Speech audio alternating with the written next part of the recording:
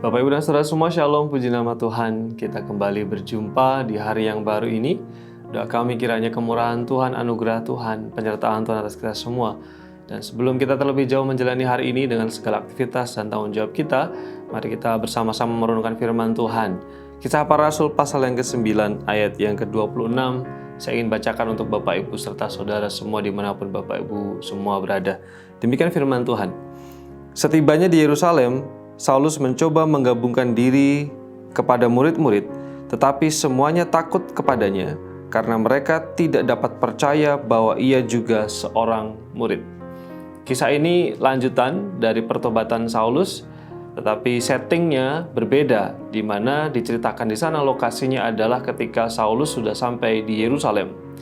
Yang menarik ketika Saulus tiba di Yerusalem, ketika firman Tuhan katakan ketika dia mencoba menggabungkan diri dengan orang percaya yang lain, murid-murid yang lain, murid-murid merasa takut. Sehingga Saulus pada waktu itu tidak cukup diterima oleh orang-orang percaya di Yerusalem.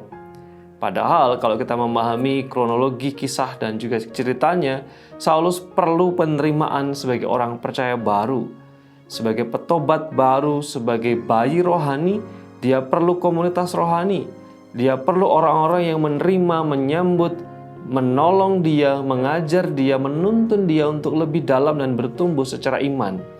Tetapi sayangnya firman Tuhan katakan orang percaya pada waktu itu takut kepada Saulus dan tidak percaya kalau dia sungguh-sungguh sudah bertobat. Renungan pagi hari ini mengajak kita untuk belajar kadangkala ada halangan untuk kita mengimplementasikan kasih. Cerita ini mengajarkan bahwa kasih itu kadang-kadang terhalang ketika kita ingin mengasihi seseorang tapi tidak sampai ke sana karena ada penghalang. Salah satu penghalang seperti yang di dalam kisah ini yaitu rasa takut. Kasih kadangkala terhalang karena ketakutan kita lebih besar daripada kasih kita. Seperti para murid, mungkin di dalam pikiran mereka ada banyak sekali kata seumpama, seandainya, jangan-jangan, hal-hal yang mereka takutkan yang belum tentu menimpa mereka. Jangan-jangan kalau kita terima Paulus, nanti dia mengkhianati kita. Jangan-jangan nanti kalau misalnya kita terima Paulus, dia justru berbalik menyerang kita dan lain sebagainya. Kadangkala di dalam kehidupan kita sehari-hari ketika kita ingin mengasihi seseorang, kita enggan menyatakan kasih kita itu karena ketakutan. Jangan-jangan kalau kita menolong, orang itu nanti di kemudian hari datang lagi dan merepotkan kita. Jangan-jangan nanti kalau kita tolong, kita kasih misalnya, disalahgunakan kebaikan kita. Jangan-jangan dia bukan orang yang perlu tetapi hanya pura-pura perlu. Jangan-jangan dan jangan-jangan dan jangan-jangan. Rasa takut itu menjadi penghalang untuk menyatakan kasih. Hari ini kita belajar bagaimana para murid yang seharusnya menerima Saulus dengan tangan terbuka tanpa rasa takut. Demikian juga kita belajar bagaimana seharusnya menjadi orang percaya yang mengimplementasikan kasih tanpa rasa takut. Di dalam kasih tidak ada ketakutan.